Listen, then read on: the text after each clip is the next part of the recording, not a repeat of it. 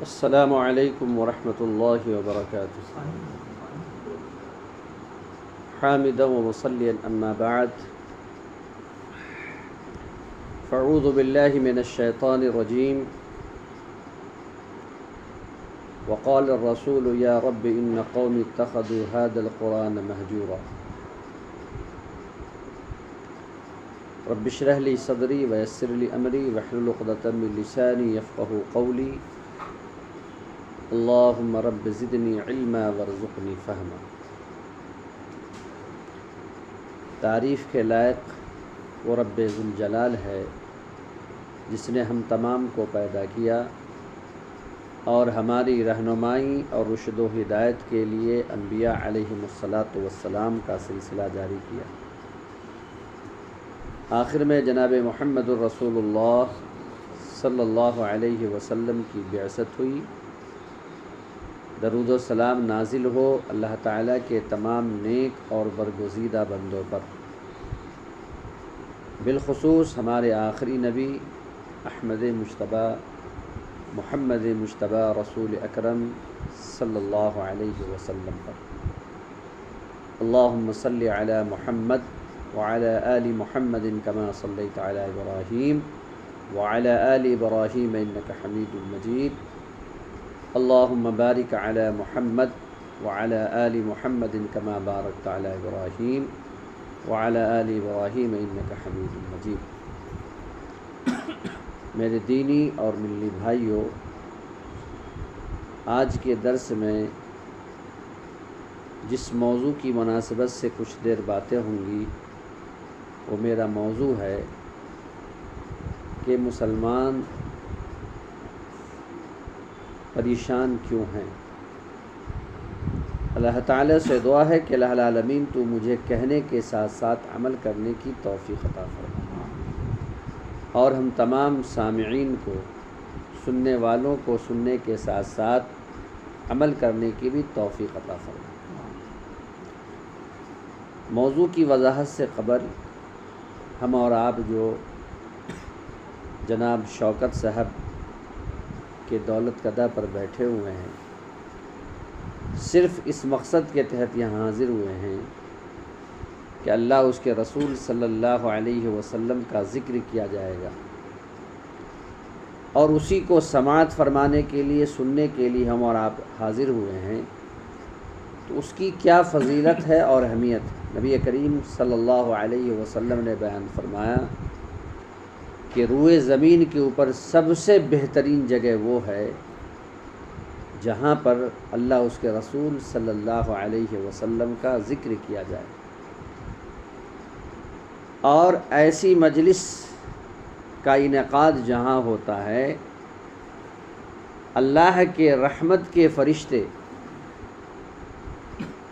اس وقت تک گھیرے میں لیے ہوئے ہوتے ہیں جب تک بولنے والا بولتا رہتا ہے، جب تک درس دینے والا درس دیتا رہتا ہے، تقریر کرنے والا تقریر کرتا رہتا ہے، اور جب درس ختم ہو جاتا ہے وہ اللہ جو علیم بذات الصدور ہے، جو ہمارے سینے کے راز سے واقف ہے، وہ دیکھ رہا ہے، مشاہدہ کر رہا ہے کہاں پہ کیا ہو رہا ہے۔ وہ فرشتوں کی جماعت سے پوچھتا ہے کہ بتلاؤ کہ میرے فلاں فلاں بندے کیا کر رہے تھے، تو یہاں پر جتنے بھی حضرات ہیں ان تمام کے نام کو اللہ کی بارگاہ میں پیش کیا جاتا ہے۔ اللہ تعالیٰ کہتا ہے کہ اے فرشتوں کی جماعت گواہ رہو، میں نے ان تمام کے گناہوں کو معاف کر دیا۔ لہٰذا جہاں کہیں پر بھی اس طرح کے درس کا انعقاد ہو ہمیں حاضر ہونا چاہیے۔ جیسا کہ موضوع کا اعلان آپ کے سامنے کیا گیا کہ مسلمانوں کے پریشانی کے اسباب کیا ہیں۔ آج آپ دیکھ رہے ہیں پوری دنیا کے اندر مسلمان پریشان ہیں، اور ابھی 7 اکتوبر سے لے کر کے آج 29 اکتوبر ہے، 23 دن سے آپ دیکھ رہے ہیں کہ مسلسل اسرائیل فلسطینیوں کے اوپر حملہ کر رہا ہے اور وہاں کی عوام گاجر اور مولی کی طرح جو ہے کاٹی جا رہی ہے اور پوری دنیا خاموش ہے، تماشائی بنی ہوئی ہے۔ 56 مسلمانوں کا ملک ہونے کے باوجود ایک وہ قوم جس قوم کے اوپر اللہ تبارک و تعالی نے ذلت و نکبت کو مسلط کر دیا ہے، اس قوم سے ہم مقابلہ نہیں کر پا رہے۔ تو اس پریشانی کے اسباب کیا ہیں؟ کیوں اس طرح کے حالات ہو رہے ہیں؟ بہت سارے اسباب ہیں۔ ان سببوں میں سے پہلا سبب یہ ہے کہ ہم اور آپ اللہ تبارک و تعالیٰ کی جو عالمگیری اور آفاقی کتاب قرآن کریم ہے اس سے دور ہو چکے۔ پرسوں جمعہ گزرا، یہاں پر تقریباً 10-12 لوگ موجود ہیں۔ نبی اکرم صلی اللہ علیہ وسلم نے بیان فرمایا کہ جو شخص جمعہ کے دن سورہ کہف کی تلاوت کرے گا،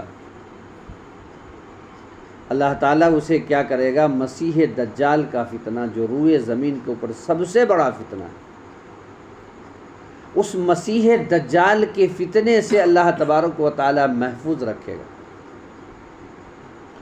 اور وہ فتنہ اتنا بڑا ہوگا کہ نبی اکرم صلی اللہ علیہ وسلم ہر فرض نماز میں، ہر سنن میں، ہر نوافل کے آخری تشہد میں ایک دعا سکھلائی، جس دعا کا مفہوم یہ ہے کہ مسیح دجال سے پناہ مانگنے کی تعلیم دی گئی۔ اللہم انی اعوذ بک من عذاب القبر، اے اللہ ہم عذاب قبر سے پناہ چاہتے ہیں، واعوذ بک من فتنۃ المسیح الدجال، اور اے اللہ ہم مسیح دجال کے فتنے سے پناہ چاہتے ہیں۔ نبی اکرم صلی اللہ علیہ وسلم نے بیان فرمایا کہ جو شخص جمعہ کے دن سورہ کہف کی تلاوت کرے گا، اللہ تعالیٰ مسیح دجال کے فتنے سے محفوظ رکھے گا۔ 10-12 لوگ میں سے شاید باید ہوں گے جنہوں نے جمعہ کے دن سورہ کہف کی تلاوت کی ہو، جبکہ ہماری ذمہ داری یہ تھی کہ روزانہ قرآن میں سے کچھ مختص کر لیتے اور پڑھتے۔ دنیا کے تمام علوم کو ہم حاصل کرتے ہیں، لیکن اگر ہمارے پاس وقت نہیں ہے تو قرآن کو پڑھنے کے لیے ہمارے پاس وقت نہیں ہے، سیکھنے کے لیے ہمارے پاس وقت نہیں ہے۔ نبی اکرم صلی اللہ علیہ وسلم نے ایک حدیث کے اندر بیان فرمایا، ان اللہ یرفع بہذا الکتاب اقواما۔ اس حدیث کے راوی کون ہیں؟ حضرت عمر فاروق رضی اللہ تعالیٰ عنہ۔ وہ بیان فرماتے ہیں کہ نبی اکرم صلی اللہ علیہ وسلم نے بیان فرمایا، ان اللہ یرفع بہذا الکتاب اقواما، اللہ تبارک و تعالیٰ نے اس روئے زمین کے اوپر بہت ساری قوموں کو معزز کیا، مکرم کیا، بلند کیا۔ کس وجہ سے؟ قرآن پڑھنے کی وجہ سے، قرآن کی تلاوت کرنے کی وجہ سے، قرآن پہ عمل کرنے کی وجہ سے۔ وَيَضَعُ بِهِ آخَرِينَ، اور اللہ تعالیٰ نے بہت ساری قوموں کو ذلیل کیا، رسوا کیا۔ کیوں؟ قرآن کو چھوڑنے کی وجہ سے۔ آج جب ہماری نیند آنکھ بند ہوتی ہے تو اس وقت ہمارے سامنے موبائل کا اسکرین ہوتا ہے، واٹس ایپ دیکھتے ہیں کہ ہمارے دوستوں نے کیا میسج بھیجا ہے، ہمارے احباب نے کیا میسج بھیجا ہے۔ اور جب صبح آنکھ کھلتی ہے تو سب سے پہلے نگاہ کہاں پہنچتی ہے؟ وہی موبائل کے اسکرین کو۔ کاش کہ ہم جب سوتے اس وقت قرآن کریم کی تلاوت کر کے سوتے، جب ہماری آنکھیں کھلتی تو اس وقت ہم قرآن کو پڑھتے۔ اس حدیث کے اندر آپ نے بیان فرمایا کہ اللہ تعالیٰ نے بہت ساری قوموں کو معزز کیا، مکرم کیا قرآن کو پڑھنے کی وجہ سے، اور بہت ساری قوموں کو ذلیل کیا قرآن کو چھوڑنے کی وجہ سے۔ اور اقبال نے کہا تھا وہ زمانے میں معزز تھے مسلمان ہو کر، وہ زمانے میں معزز تھے مسلمان ہو کر، آج ہم خوار ہیں تارک قرآن۔ تو قرآن کو ہم نے چھوڑ دیا ہے، رسوائی ہماری مقدر بن چکی ہے اور پوری دنیا دیکھ رہی ہے۔ ایسے موقع پر ہمیں قرآن سے قریب آنا چاہیے۔ نبی اکرم صلی اللہ علیہ وسلم نے ایک حدیث کے اندر اس کتاب کی عظمت کو بیان کرتے ہوئے بیان فرمایا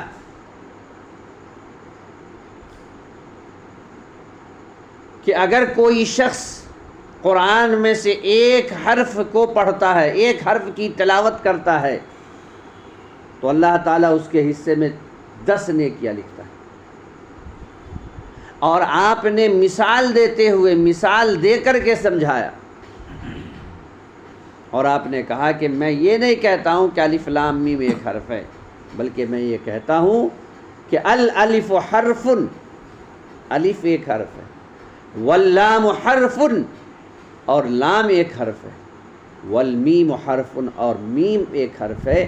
اگر کوئی شخص الف لام میم کہتا ہے تو اللہ تبارک و تعالیٰ اس کے حصے میں 30 نیکیاں لکھتا ہے۔ جو لوگ قرآن کو اٹک اٹک کر کے پڑھتے ہیں، اٹک اٹک کر پڑھنے کا مطلب یہ نہیں کہ اچھے استاد سے ہم نے نہیں پڑھا، ظاہر سی بات ہے جب ہمارا سکھانے والا، جب ہمارا معلم اچھا نہیں ہوگا تو ہم اچھا نہیں پڑھ پائیں گے۔ تو بہت سارے جگہ پر ایسے جو ہے پڑھایا جاتا ہے کہ جس کی وجہ سے معلم اچھا نہیں ہونے کی وجہ سے اس کا جو شاگرد ہوتا ہے، استاد اچھا قرآن نہیں پڑھ پاتا تو شاگرد بھی اچھا قرآن نہیں پڑھ پائے گا۔ تو اٹک اٹک پڑھنے کا مطلب یہ تو نہیں ہے، بلکہ اٹک کا مطلب یہ ہے کہ زبان میں لقنت ہو، اور لقنت ہونے کی وجہ سے قرآن آدمی اٹک اٹک کر کے پڑھتا ہے، اور جب قرآن کو اٹک اٹک کر کے پڑھتا ہے تو نبی اکرم صلی اللہ علیہ وسلم نے بیان فرمایا کہ اللہ تعالیٰ اسے دوہرا اجر عطا کرتا ہے، ڈبل اجر عطا کرتا ہے۔ یعنی ایک شخص کی زبان میں لقنت نہیں ہے تو الف کہتا ہے تو اللہ تعالیٰ 10 نیکیاں لکھتا ہے، اور جس کی زبان میں لقنت ہے اگر وہ الف کہتا ہے تو اللہ تعالیٰ اس کے حصے میں 20 نیکیاں لکھتا ہے۔ تو جو اٹک اٹک کر کے قرآن کو پڑھتا ہے اللہ تعالیٰ اس کے حصے میں ڈبل نیکیاں لکھتا ہے، دوہرا اجر عطا کرتا ہے۔ اور جو شخص قرآن کو رواں پڑھتا ہے، اچھے انداز میں پڑھتا ہے، اللہ تبارک و تعالیٰ کل قیامت کے دن ایسے قرآن کی تلاوت کرنے والوں کو، قرآن کے پڑھنے والے کو کیا کرے گا؟ فرشتوں کے صف میں شامل کرے گا۔ یہ کتنی بڑی عظمت کی بات ہے کہ اگر قرآن کو ہم رواں پڑھتے ہیں، اچھے انداز میں پڑھتے ہیں، تو قرآن کو پڑھنے کی وجہ سے اللہ تعالیٰ کیا کرے گا؟ فرشتوں کی صف میں شامل کرے گا۔ اور نبی اکرم صلی اللہ علیہ وسلم نے بیان فرمایا کہ اگر کوئی شخص قرآن کو یاد کر لیتا ہے، اپنے سینے کے اندر محفوظ کر لیتا ہے، تو اللہ تبارک و تعالیٰ کل قیامت کے دن کیا کہے گا؟ پڑھتا جا اور چڑھتا جا، جہاں تمہاری تلاوت ختم ہوگی جنت اتنی تمہاری ہے۔ وہ جنت جس جنت کی مناسبت سے نبی اکرم صلی اللہ علیہ وسلم نے بیان فرمایا کہ جنت میں ایک بالشت برابر جگہ، ایک بیتا برابر جگہ دنیا و ما فیہا میں تمام چیزوں سے قیمتی ہے۔ ہم اور آپ یہاں کھگول کے رہنے والے ہیں، پھلواری شریف کے رہنے والے اور اس کے اطراف کے رہنے والے ہیں۔ ہم میں سے ہر شخص چاہتا ہے کہ پٹنہ میں جو سب سے کوسٹلی ایریا ہے وہاں پر ہمارے پاس جگہ ہو۔ نبی اکرم صلی اللہ علیہ وسلم نے کیا بیان فرمایا کہ ایک بالشت برابر جگہ، ایک بیتا برابر جگہ دنیا و ما فیہا میں تمام چیزوں سے قیمتی جگہ کیا ہے؟ جنت میں۔ یعنی آپ اتنی بڑی جو دنیا دیکھ رہے ہیں، اس دنیا سے قیمتی جگہ ایک بالشت برابر جگہ کیا ہے؟ دنیا و مافیا میں جتنی بھی چیزیں ان تمام چیزوں سے قیمتی ہے۔ تو اگر کوئی شخص قرآن کو یاد کرتا ہے تو اللہ تبارک و تعالیٰ کیا کرے گا؟ کہے گا کہ قرآن پڑھتا جا اور چڑھتا جا، جہاں تمہاری تلاوت ختم ہوگی اتنی جنت تمہاری ہے۔ اور قرآن میں آپ جانتے ہیں کہ 6666 آیات ہیں۔ اللہ تعالیٰ 6666 منزلہ ایک حافظ قرآن کو اللہ تبارک و تعالیٰ عطا کرے گا۔ نبی اکرم صلی اللہ علیہ وسلم نے ایک حدیث کے اندر کیا بیان فرمایا؟ جنت کی فضیلت کو بیان کرتے ہوئے ما لا عین رات، کیا آپ نے بیان فرمایا؟ وہ جنت جس کو کسی آنکھ نے نہ دیکھا۔ آج کیا ہے؟ پھلواری شریف کے لوگ رہنے والے، پٹنہ کے لوگ رہنے والے دہلی جاتے ہیں، دہلی میں جب اچھی عمارت کو دیکھتے ہیں تو آ کر کے بیان کرتے ہیں کہ میں دہلی گیا تھا اور دہلی کے اندر میں نے ایسی ایسی عمارت کو دیکھا۔ بمبئی جانے کے بعد بیان کرتے ہیں کہ میں نے بمبئی میں ایسی عمارت کو دیکھا۔ بنگلور جانے کے بعد آ کر کے بیان کرتے ہیں کہ بنگلور میں نے ایسی عمارت کو دیکھا۔ سعودی جانے کے بعد آ کر کے بیان کرتے ہیں کہ میں نے سعودی کے اندر ایسی عمارت کو دیکھا۔ دبئی جو جاتے ہیں وہ آ کر کے بیان کرتے ہیں کہ میں نے برج خلیفہ کو دیکھا۔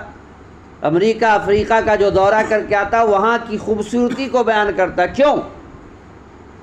اس لیے کہ وہاں عمارت ہوتی ہے، اور جب آ کر کے بیان کرتے ہیں تو لوگ سنتے ہیں، سننے والے۔ نبی اکرم صلی اللہ علیہ وسلم نے کیا بیان فرمایا کہ جنت میں جیسی عمارت ہوگی ویسی عمارت دنیا والے بنا ہی نہیں سکتے ہیں۔ اب سوچئے کہ آج جو ہے بعض ایسی ایسی عمارتیں دیکھنے کو ملتا ہے کہ آنکھیں چکا چوندھ ہو جاتی ہیں۔ جنت میں کیسی عمارت ہوگی؟ یہی وجہ ہے کہ صحابہ کرام رضوان اللہ علیہم اجمعین جنت کے سچے طلبگار تھے۔ نبی اکرم صلی اللہ علیہ وسلم نے ایک جنگ کے موقع پر صحابہ کے سامنے جنت کی فضیلت کو بیان فرمایا۔ ایک صحابی کھجور چبا رہے تھے اور اس کھجور کو پھینک دیتے ہیں۔ کیوں؟ کہ جب تک میں کھجور چباتا رہوں گا اس وقت تک میں جنت سے دور رہوں گا، اس لیے وہ کھجور پھینک دیتے ہیں۔ اور تاریخ کی کتابوں میں یہ بات مرقوم ہے، لکھی ہوئی ہے کہ ان کے پاس ہتھیار میں کوئی اسلحہ بھی نہیں تھا، ایک لکڑی کا ڈنڈا لے کر کے لڑتے ہوئے شہید ہو گئے۔ یہ کون ہے؟ حضرت عبد الرحمن بن عوف رضی اللہ تعالی عنہ ہے۔ جب مشرف اسلام ہوتے ہیں تو اپنے خاندان کے ساتھ مکہ سے ہجرت کر کے کہاں جا رہے ہیں؟ مدینہ۔ سسرال والوں نے کہا کہ تم تنہا تو جا سکتے ہو، لیکن یہ شریک حیات جو تمہاری بیوی یہ ہمارے خاندان کی، تم اس کو اپنے ساتھ نہیں لے جا سکتے۔ کہا کوئی بات نہیں۔ خاندان والوں نے کہا کہ یہ بچہ ہے، یہ میرے خاندان کا مستقبل اپنے ساتھ نہیں لے جا سکتے۔ رشتہ داروں نے کہا کہ یہاں جو تم مال کمائے ہو، سالوں سے تم تجارت کر رہے تھے، تم جو مال کمائے ہو اس میں سے تمہیں کچھ لے جانے کی اجازت نہیں۔ پھٹے پرانے کپڑا پہن کر کے مکہ سے ہجرت کر کے مدینہ جا رہے ہیں۔ نبی اکرم صلی اللہ علیہ وسلم سے ملاقات ہوتی ہے۔ آپ صلی اللہ علیہ وسلم مسجد نبوی کے اندر لیٹے ہوئے ہیں۔ آج تو مساجد میں اللہ تعالیٰ کا فضل ہے، اے سی لگے ہوئے ہیں، ٹھنڈی کا موسم ہے تو گرم پانی گرم کرنے والا جو ہے مشین ہے، بہترین پانی کا انتظام ہے، فریج لگے ہوئے ہیں پانی پینے کے لیے، اور ٹھنڈی کے موسم میں بہترین قالین بچھی ہوئی رہتی ہے۔ لیکن حضرت عبد الرحمن بن عوف رضی اللہ تعالیٰ عنہ بیان کرتے ہیں کہ جب میں گیا نبی اکرم صلی اللہ علیہ وسلم سے ملاقات ہوئی، آپ صلی اللہ علیہ وسلم میرے استقبال میں بیٹھ گئے، اور جب بیٹھ گئے تو میں نے آپ کی پیٹھ کے اوپر چٹائیوں کے نشانات کو دیکھا۔ وہ نبی جس نبی کی مناسبت سے، جس نبی کو اللہ تبارک و تعالی نے کہا کہ اے نبی اگر آپ اجازت دیں تو میں احد پہاڑ کو سونا میں تبدیل کروں۔ حضرت عمر فاروق رضی اللہ تعالیٰ عنہ نے کہا کہ کہاں یہود و نصارہ کے حکمراں، روم و ایران کے بادشاہ وہ نرم گرم بستر استعمال کرتے ہیں، اے اللہ کے نبی صلی اللہ علیہ وسلم اگر آپ کی اجازت ہو تو آپ کے لیے ہم بہتر بستر بنا دیں۔ کہا کہ رہنے دو، مجھے ان سب چیزوں کی ضرورت نہیں ہے۔ انہوں نے کیوں قربانی دی؟ نبی اکرم صلی اللہ علیہ وسلم نے کہا کہ عبد الرحمن اگر تم ایمان کو بچا کر کے آ گئے ہو اور ان تمام چیزوں کو لٹا کر کے آ گئے ہو تو کوئی بات نہیں، اللہ تعالیٰ تمام نعمتوں سے نواز دے گا۔ تو صحابہ کرام ایمان کی اہمیت اور فضیلت کو سمجھتے تھے، اس سے جو ہمیں جنت ملنے والی ہے، جس کی وجہ سے ان کے پاس ایمان کی قدر و قیمت تھی۔ آج ہمارے پاس جو ہے ایمان کی کوئی قدر و قیمت نہیں ہے۔ ہم لا الہ الا اللہ محمد الرسول اللہ کے اقرار کرنے والے تو ضرور ہیں، لیکن 500 روپے پر 1000 روپے پر جو ہمارا ایمان جو ہے بکنے والا ہے۔ عظمت قرآن کی مناسبت سے باتیں چل رہی تھی۔ نبی اکرم صلی اللہ علیہ وسلم نے ایک حدیث کے اندر بیان فرمایا کہ سب سے آخر میں ایک شخص کو جہنم سے نکالے گا، جس شخص کو سب سے آخر میں جہنم سے نکالے گا وہ جل کر کے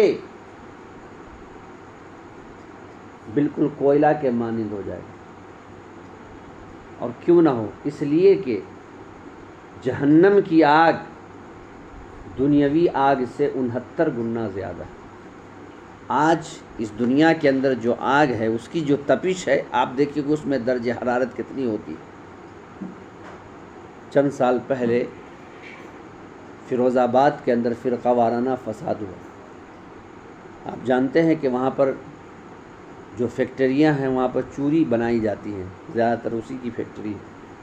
پورے ہندوستان میں مشہور ہے، ہو سکتا ہے پورے دنیا میں مشہور ہو۔ تو فرقہ وارانہ فساد ہوا۔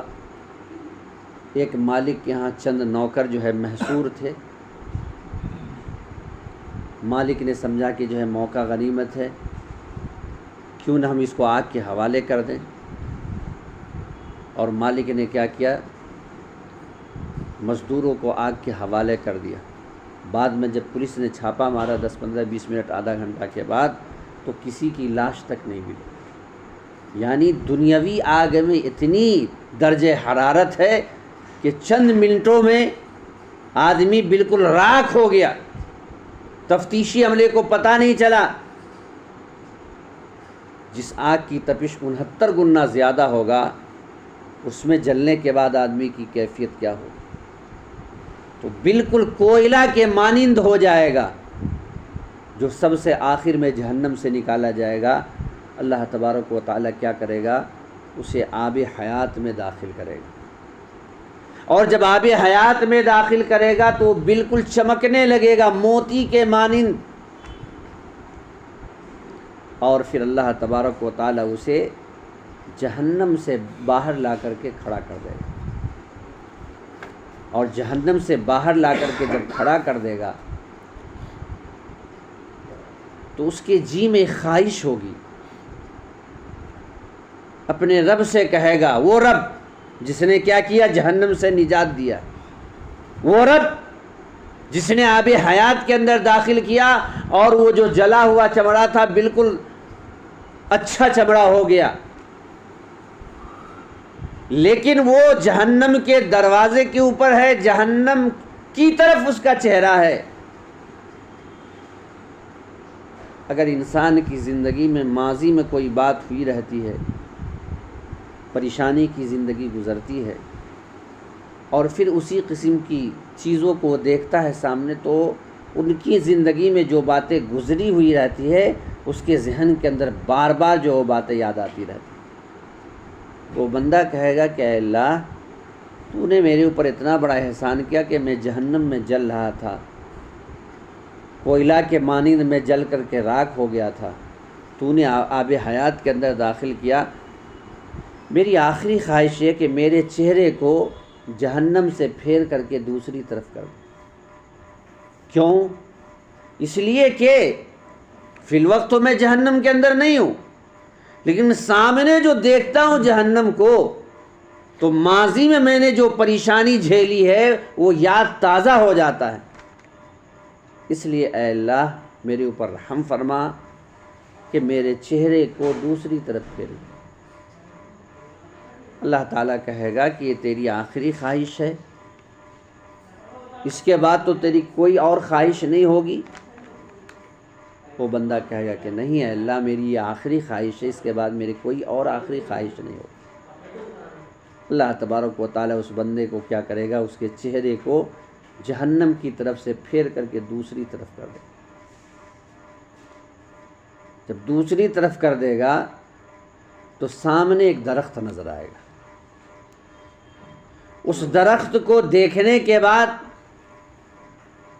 وہ بندہ پھر اللہ تبارک و تعالیٰ سے کہے گا کہ اے اللہ، تو نے میرے اوپر اتنا احسان و اکرام کیا کہ میں جہنم کی آگ میں جل رہا تھا، آب حیات میں تو نے داخل کیا، جہنم کی طرف میرا چہرہ تھا، تو نے جہنم سے دوسری طرف میرے رخ کو کر دیا۔ اے اللہ میرے اوپر اور ایک احسان کر، میری ایک اور خواہش ہے۔ اللہ تعالیٰ کہے گا کہ ابھی تو نے تو کہا تھا کہ یہ میری آخری خواہش ہے۔ اللہ تعالیٰ پوچھے گا کہ تیری آخری خواہش کیا ہے؟ وہ بندہ کہے گا کہ اے اللہ یہ جو سامنے درخت ہے اس درخت کے سائے میں کر دے۔ اللہ تعالیٰ کہے گا کہ یہ تیری آخری خواہش ہے، اس کے بعد تو تیری اور خواہش نہیں ہوگی؟ وہ بندہ کہے گا کہ نہیں اے اللہ یہ میری آخری خواہش، اس کے بعد کوئی خواہش نہیں ہوگی۔ چنانچہ اللہ تبارک و تعالیٰ اس ہرے بھرے درخت کے سائے میں کر دے گا، اور جب اس ہرے بھرے درخت کے سائے میں کر دے گا تو وہاں سے جنت کا دروازہ بالکل قریب ہوگا۔ جب جنت کا دروازہ قریب ہوگا تو پھر اس کی جی کے اندر خواہش ہوگی کہ کاش کہ اللہ تبارک و تعالیٰ مجھے اس جنت کے دروازے کے قریب کر دیتا، گرچہ مجھے جنت کے اندر داخل نہیں کرتا لیکن اس دروازے سے قریب ہو جاتا تو دیکھتا کہ جو ہے جنت کیسی خوبصورت ہے۔ پھر وہ اپنے رب سے عرض کرے گا کہ اے اللہ تو نے میرے اوپر اتنا بڑا انعام و اکرام کیا، احسان کیا کہ میں جہنم کی آگ میں جل رہا تھا، آب حیات کے اندر تو نے داخل کیا، پھر جو ہے میرا چہرہ جہنم کی طرف تھا، اس سے تو نے پھیر کر کے ہرے بھرے درخت کے نیچے کیا۔ میری آخری خواہش ہے کہ جنت کے دروازے کے قریب کر دیا۔ اللہ تعالیٰ کہے گا کہ تو نے تو ابھی کہا تھا کہ یہ میری آخری خواہش ہے۔ وہ بندہ کہے گا کہ اے اللہ یہ میری آخری خواہش ہے، اس کے بعد میری کوئی خواہش نہیں ہوگی۔ اللہ تعالیٰ جنت کے دروازے کے قریب جب کر دے گا تو آدمی تجسس اور ٹوہ میں ہوتا ہے۔ ہم اور آپ کسی شہر میں جاتے ہیں اور وہاں پر کوئی دیکھنے کی چیز ہوتی ہے، وہاں پر دروازے کے قریب چلے جائیں اور پھر اندر نہ جائیں تو سوچتے ہیں کہ کاش کہ میں اندر بھی چلا جاتا، اس کے نظارہ کو دیکھتا وہ کیسا ہے۔ جنت کے دروازے کے قریب ہونے کے بعد پھر وہ اپنے رب سے کہے گا کہ اللہ میری آخری خواہش۔ اللہ تعالیٰ کہے گا کہ تیری آخری خواہش کیا؟ کئی مرتبہ تو کہہ چکا ہے۔ بہرحال اللہ تعالیٰ اس طریقے سے اسے جنت کے اندر داخل کرے گا۔ اللہ تعالیٰ پوچھے گا کیا تیری آخری خواہش؟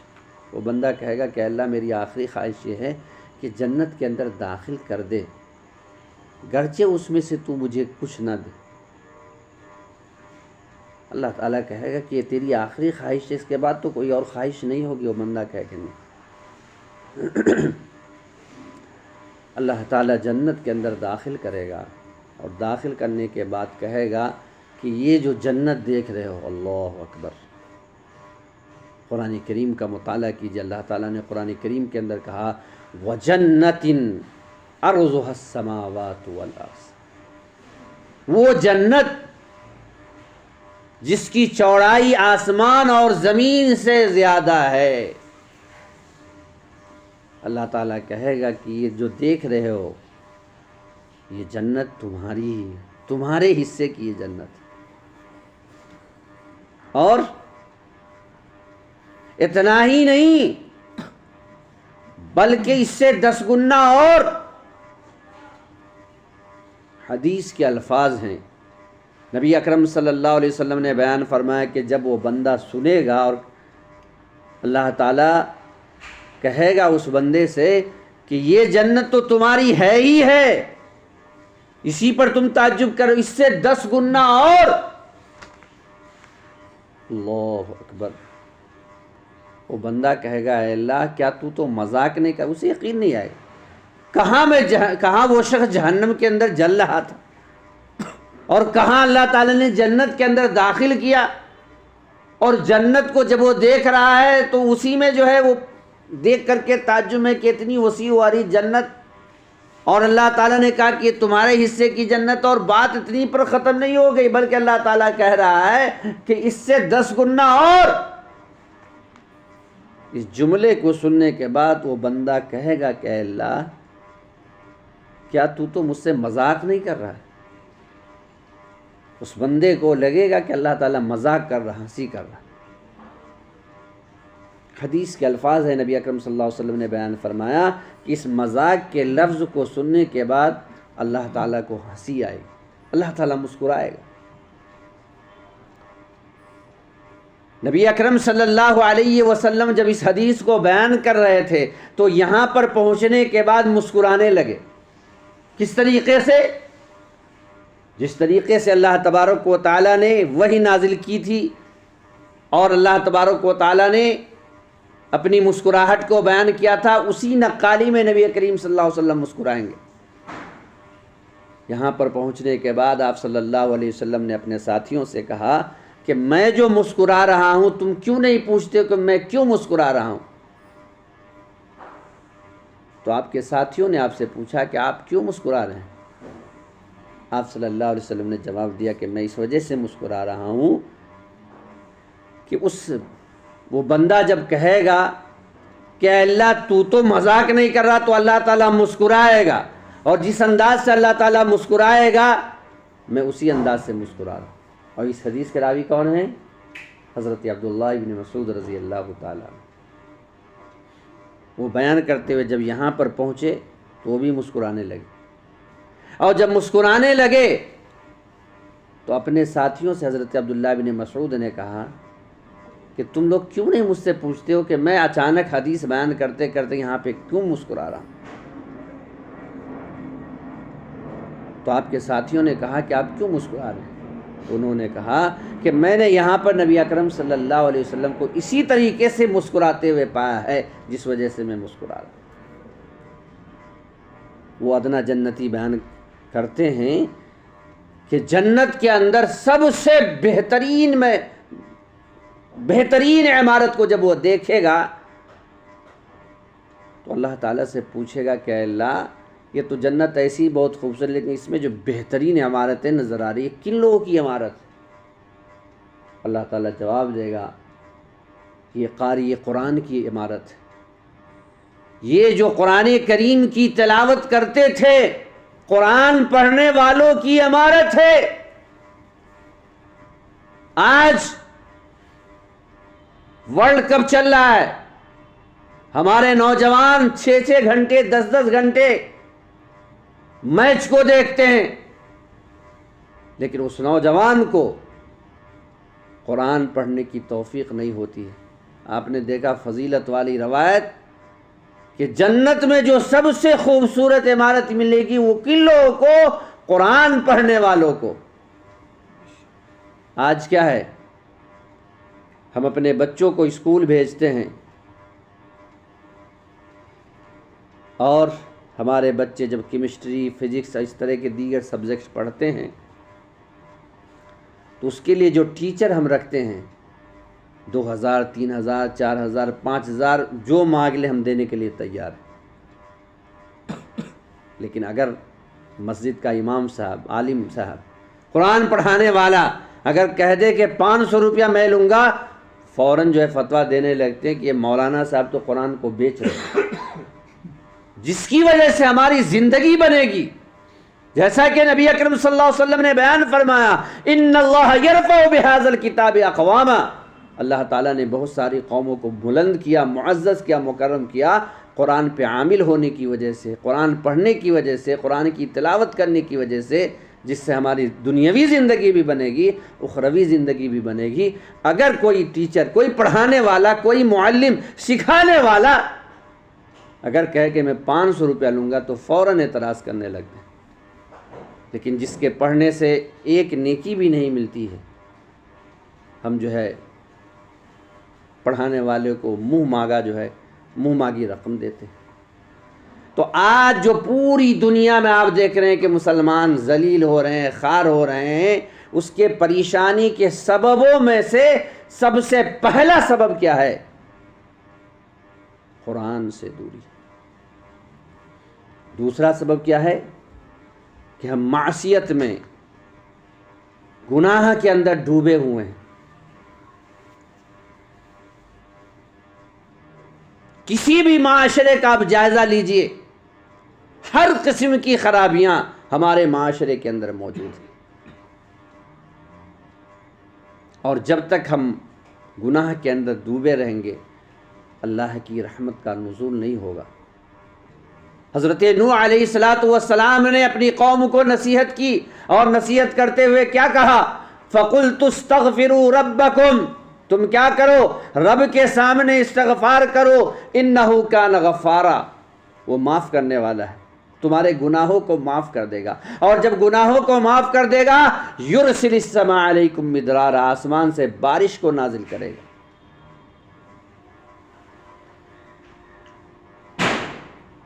ہم لوگ بہار کے جس خطے سے تعلق رکھتے ہیں، ہمیشہ جو ہے بارش اپنے وقت پہ ہوا کیا کرتی تھی، لیکن اس مرتبہ کسانوں نے بیان کیا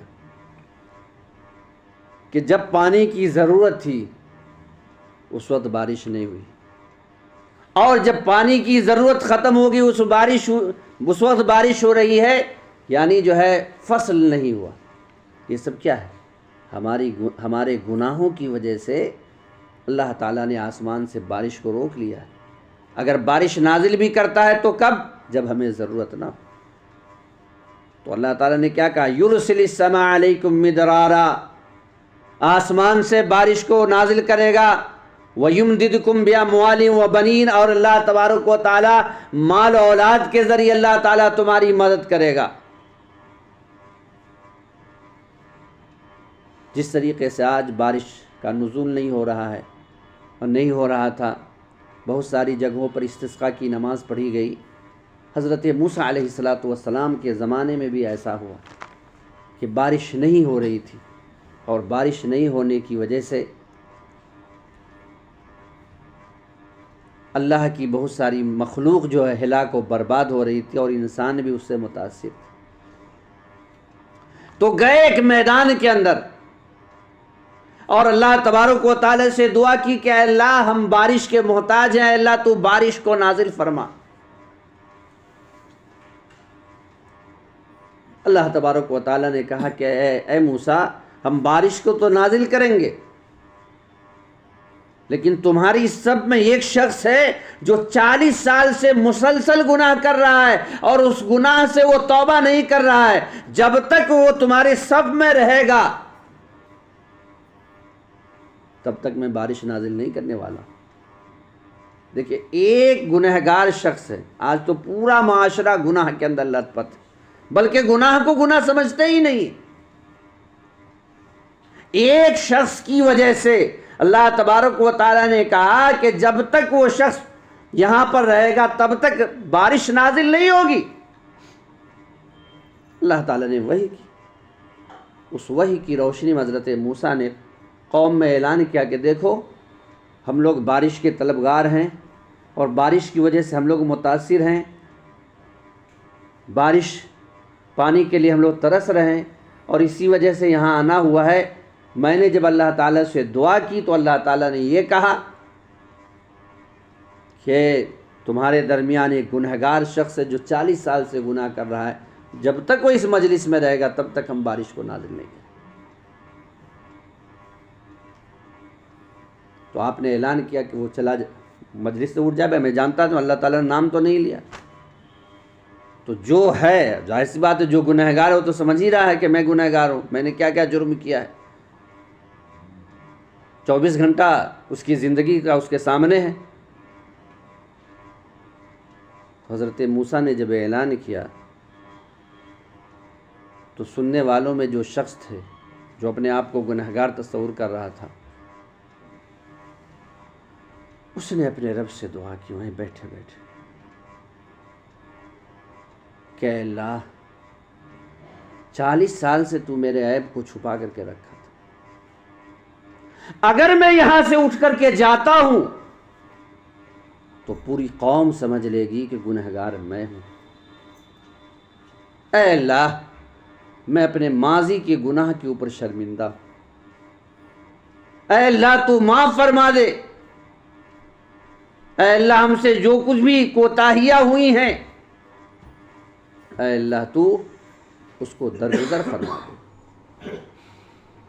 چنانچہ اللہ تبارک و تعالیٰ نے اس گنہگار بندے کی دعا کو سنا۔ اس رب کے سامنے چیخنے کی ضرورت نہیں ہے، چلانے کی ضرورت نہیں ہے۔ نبی اکرم صلی اللہ علیہ وسلم نے ایک جنگ کے موقع پر دیکھا کہ ایک عورت کا بچہ کھو گیا تھا۔ اب ماں جو اپنے بچوں کے اوپر اس قدر شفیق ہوتی ہیں وہ تو ماں ہی جانتی۔ آپ نے دیکھا کہ اس کا بچہ جب کھو گیا ہے تو وہ کسی کے بھی بچے کو پکڑتی اور اپنے سینے سے چمٹا لیتی۔ نبی کریم صلی اللہ علیہ وسلم نے اس منظر کو دیکھنے کے بعد بیان فرمایا کہ کیا تم لوگ یہ تصور کر سکتے ہو کہ یہ ماں جب اپنے یہ دوسرے کے بچے کو جب دیکھ رہی ہے تو اپنے سینے سے چمٹا رہی ہے تو اپنے بچے کو پانے کے بعد آگ میں ڈال دے گی؟ کہا یہ کیسے ہو سکتا؟ جب دوسرے کو بچے کو اس انداز سے پیار و محبت سے سینے سے چمٹا رہی ہے تو اپنا بچہ مل جائے گا تو پتہ نہیں وہ کس طرح سینے سے چمٹائے گا۔ نبی اکرم صلی اللہ علیہ وسلم نے کہا کہ اس ماں سے 70 گنا زیادہ تمہارا رب رحیم و شفیق ہے، اور جب گنہگار بندہ توبہ کرتا ہے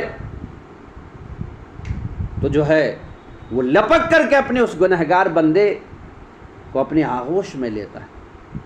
تو اس نے دعا کی کہ اے اللہ 40 سال سے تو جو ہے میرے عیب کو چھپاتا رہا، اب میں جو ہے توبہ کر رہا ہوں، اے اللہ مجھ سے اب غلطی نہیں ہوگی، جو کچھ بھی ہوا اس میں معافی مانگ رہا ہوں۔ توبۃ نصوحہ جسے کہا ہے۔ کوئی شخص اٹھا بھی نہیں، بارش نازل ہونے لگی۔ حضرت موسیٰ کو بہت تعجب لگا۔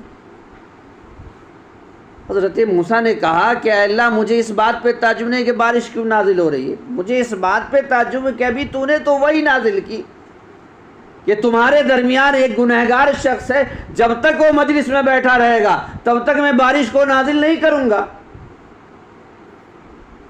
لیکن میں یہ دیکھ رہا ہوں کہ یہاں سے کوئی شخص اٹھا بھی نہیں، کوئی شخص گیا بھی نہیں، اور بارش نازل ہو گئی۔ اللہ تبارک و تعالیٰ نے کہا کہ بات یہ ہے اے موسیٰ کہ جب تم نے اعلان کیا کہ اللہ تعالیٰ نے اس طرح کا وحی نازل کیا، ہم میں ایک گنہگار شخص ہے، جب تک وہ رہے گا تب تک بارش نہیں نازل کروں گا، تو اپنے گناہوں کے اوپر نادم اور اس نے میرے سامنے استغفار کیا اور کہا کہ اے اللہ تو 40 سال سے میرے عیب کو چھپا رکھا تھا، اب میں اپنے گناہوں کے اوپر نادم ہوتا ہوں، توبہ کرتا ہوں، آئندہ ہم سے گناہ نہیں ہوگا۔ اس نے توبہ کیا، اس لیے میں بارش نازل کر رہا ہوں۔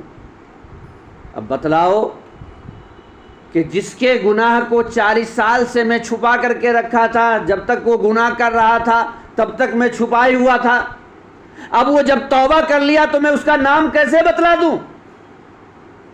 اگر اللہ تعالیٰ چاہتا تو نشاندہی کر دیتا، لیکن اللہ تبارک و تعالیٰ نے ایسا نہیں کیا۔ آپ جانتے ہیں کہ بنی اسرائیل میں 3 شخص تھے اور تینوں کہیں جا رہے تھے، اور جانے کے بعد دیکھا کہ موسم کے حالات صحیح نہیں ہیں۔ ایک غار میں تینوں نے پناہ لیا، اور کیا ہوا، زوردار طوفان آنے کی وجہ سے غار کا ڈھکن بند ہو گیا۔ اب یا تو رب جانتا تھا اور دنیا کی نظروں سے وہ تینوں شخص اوجھل تھے۔ ان تینوں شخص نے کہا کہ دیکھو یہاں سے تم نجات نہیں پا سکتی، اس لیے کہ ہم لوگوں کو کسی نے دیکھا نہیں ہے۔ اگر کوئی دیکھا ہوتا تو آ کر کے کوئی صورت نکالنے کی۔ ہم دنیا کی نظروں سے اوجھل ہیں، آبادی سے دور ہیں، اس غار میں ہم لوگ پناہ لیے ہوئے ہیں اور غار کا بھی ڈھکن بند ہو گیا، یہاں سے ہم نجات نہیں پا سکتے۔ ایسے موقع پر کیا کرو کہ تم نے اپنی زندگی میں جو خالص عمل کیا ہے، آدمی چاہے جیسا بھی ہو لیکن بعض عمل ایسا وہ کرتا ہے کہ واقعی میں وہ خالص ہوتا ہے، تو تم نے اپنی زندگی میں جو خالص عمل کیے ہو اس خالص عمل کو اپنے رب کے سامنے رکھو، ممکن ہے کہ اللہ تبارک و تعالیٰ اس سے نجات دے۔ چنانچہ ایک شخص نے کہا کہ اللہ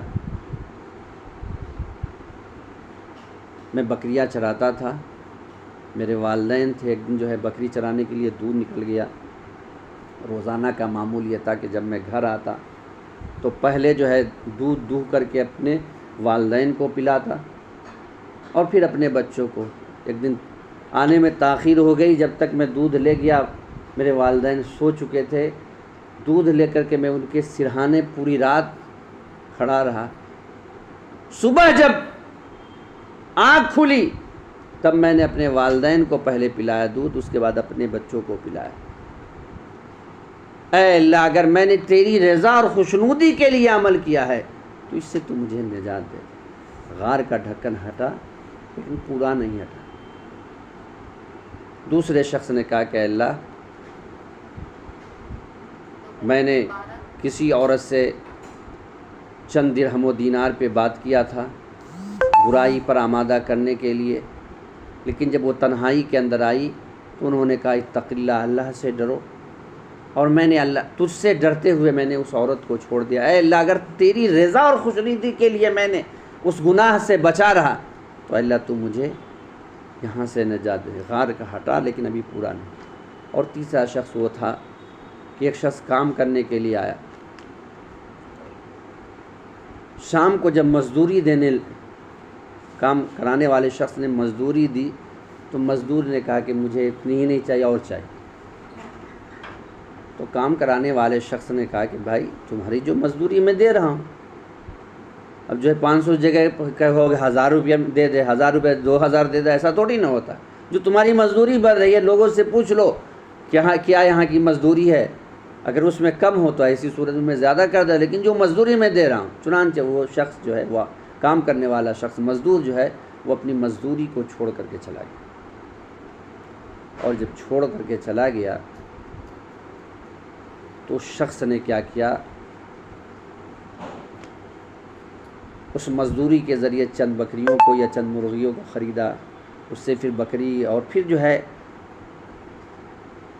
تجارت کو فروغ دیا اور بہت زیادہ اللہ تعالیٰ نے برکت عطا کی۔ اس مزدور کی زندگی میں کبھی جو ہے مفلسی کی حالت آ گئی، ضرورت پڑی کہ چلو فلاں جگہ تو ہم کام کیے تھے، چلتے ہیں آج مزدوری لے لینے کے لیے۔ پہلے تو یہی سوچ رہا تھا کہ اتنے دنوں کے بعد میں جا رہا ہوں مجھے پہچانے گا کہ نہیں۔ تو جب وہ گیا مزدوری لینے کے لیے تو اس مالک کو بات یاد تھی۔ آج کا مالک تو ایسا ہوتا ہے کہ بھائی دوسرے دن بھول جائے گا، تو ہمارے یہاں کام اگر کام کیے تھے تو تم مزدوری اس دن کیوں نہیں لی۔ لیکن وہ مالک کیسا تھا کہ سالہ سال کے بعد آیا مزدوری لینے کے لیے، اس نے یاد دلایا تو یاد ہی نہیں تھا، بلکہ کہا کہ یہ سب جو دیکھ رہے ہو یہ لے جاؤ تم، یہ تمہارا ہی ہے۔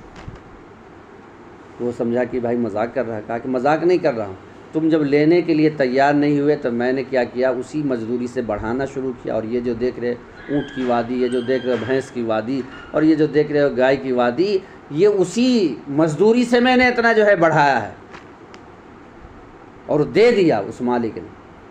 تو وہ مالک بھی اس میں پھنسا، اس نے کہا کہ اللہ اگر میں نے تیری رضا اور خوشنودی کے لیے یہ کام کیا تھا تو اللہ تو مجھے اس سے نجات دے دے۔ چنانچہ اللہ تعالیٰ نے اسے نجات دے۔